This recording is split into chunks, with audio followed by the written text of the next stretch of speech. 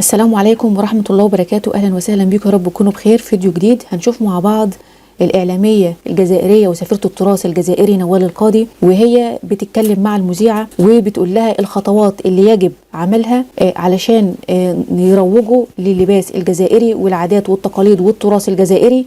لازما يعملوا ايه؟ قالت لازما ان اتجاه المسؤولين الأول ان هم يقوموا بعملهم من خلال اتجاه السياحة، ان هم يروجوا للتراث الجزائري من خلال السياحة. وبرضو قالت بالنسبة لمشاهير الجزائريين ان هم برضو يقوموا بالترويج برضو للتراث الجزائري.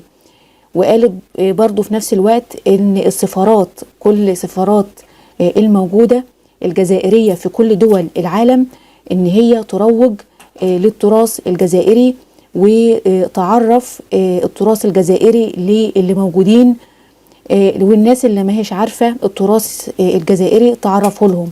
وبالنسبة برضو للدول المجاورة والمغرب اللي هي بتاخد الحاجة وبتنسبها ليهم، برضو بتتكلم في خلال الحتة دي ان لازما الناس تعرف، لان الدول المجاورة دي بتاخد الحاجة وبتنسبها ليهم، ولازما نعرف الناس ان الحاجة دي ما هيش ليهم، من غير شتيمة ومن غير ألفاظ خارجة والحاجات اللي زي دي، لا، يعرفوا بالطريقة القانونية الصحيحة. ومن خلال البحث في الشؤون اللي زي دي لازما كل واحد يعرف التراث الجزائري ويعرف العادات والتقاليد الجزائرية.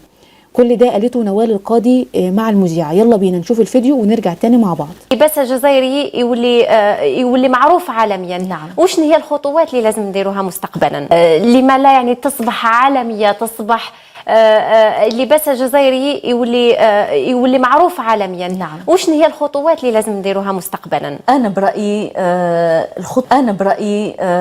الخطوة الأولى هي لما تكون في إرادة سياسية تروج للسياحة، تروج للثقافة الجزائرية. يعني الآن الدور أنا نشوف أنه الجمهور الجزائري مستعد كل طاقاته بإمكانياته. أنا ما نحسبش بإمكانياتي الخاصة نروح نشتري الحلويات، نشتري اللباس التقليدي، تعرفيه شحال غالي لباسنا التقليدي بخيوط الذهب، يعني بالمجوهرات بكل شيء، لكن نقول معلش من أجل الجزائر. لكن الآن جاء دور الوزارات، جاء دور السفارات، لازم هي اللي تقوم. مثلا أي اعتداء أو أي شيء، مثلا يشوفوا وسيلة إعلامية عملت شيء تكلمت على أشياء تاريخية خاطئة بخصوص الجزائر، لا، أعمل رسالة على بالك الجهات تسمع، بدليل أنه مدير كارفور قال لي إحنا مستعدين، إحنا نسمع، فقط أنه وين الجهات تحكي معنا. فلازم نتحرك في هذا الاتجاه الآن، مش فقط الآن نحملوا الشعارات، ولكن أنه نتحرك بطريقة قانونية، بطريقة محترمة، بطريقة من غير لا شتم ولا احنا هذه الأشياء كلها أكيد احنا نحترموا يعني دول مجاورة، بعيدين عليها. بالعكس هم إخواننا وشقائنا، لكن لازم نتخذ إجراءات أخرى تكون في إرادة سياسية ثقافية، يعني باش نروجوا لثقافتنا. لازم تحرك منها في هذا الجانب، يعني السلطات لازم تتحرك، وإحنا موجودين جاهزين، يعني أي شيء مستعدين. السفارة إذا مثلا سفارة الجزائر مش مقصرة، لكن إذا طلبتنا في أي شيء إحنا مستعدين.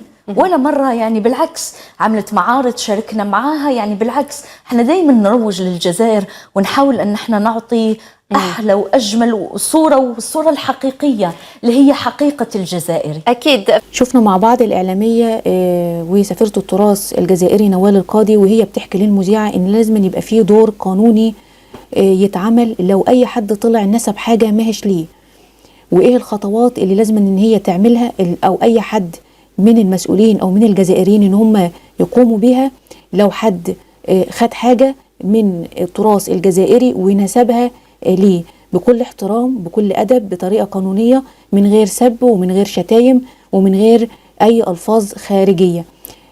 كل ده قالته في خلال الحوار اللي قامت بيه مع المذيعة. أتمنى يا رب يكون الفيديو عجبكم. استنونا إن شاء الله في فيديوهات تانية. هسيبكم في رعاية الله وحفظه، والسلام عليكم ورحمة الله وبركاته.